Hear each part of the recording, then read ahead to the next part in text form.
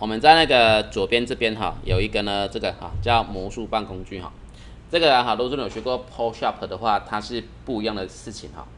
Photoshop 的话，它的魔术棒是干嘛？是在选物件、选东西啊，就是它就是把那种相似的颜色选起来。好，那它的魔术棒的话是干嘛？也是在选颜色，只是说通常是我们在改颜色，会用到它。好，那举个例子啊，如果说现在的话呢，这里啊哈，我想要把那个红色的圈圈啊哈，都变成是绿色，对吗？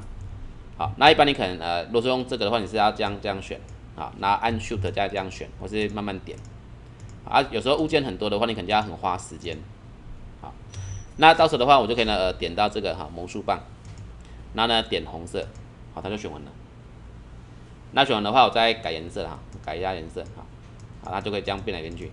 OK， 好，那一样好，现在我想要把大颗的改颜色，对不对？好，魔术棒，好，然后点它哈，点它，好，然后我再变哈，比如变红色的。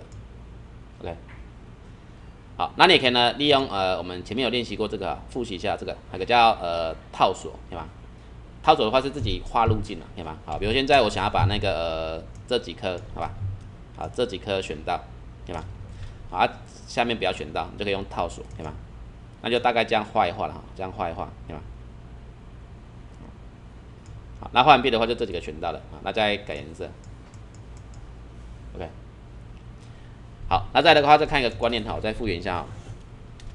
如果说我们现在的话还有一件事情哈，如果说我现在我把它呢复制更多啊，复制非常非常多。好，那我复制更多之后的话呢，假设好，我现在希望说这边的小颗圈圈要变颜色，那其他不要变到，那怎么办？可是你看到，如果说现在我选到它，我这样点这边的，你知道吗？那我在变的话，就是也是通通都在变。好，所以说你要个别的话呢，就要利用群组来做，好吧？好，那怎么做呢？来看一下，如果说你现在物件很多的话，哈，就是可以这样子啊。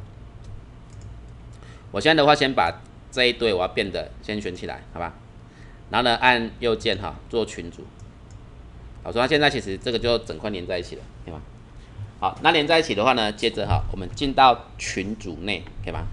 那个你看到，现在我对它再点2下哈。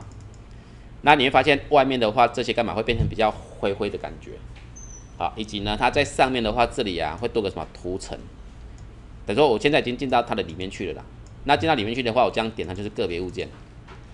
那这时候的话呢，我就干嘛？再用魔术棒再点它，就是群组内的会选到，群组啊就不会选到了。好，那我再去变颜色。好，那好的话呢，在干嘛？好，在离开，好吧，这边哈，也可以退出群组，对吗？退出来哈。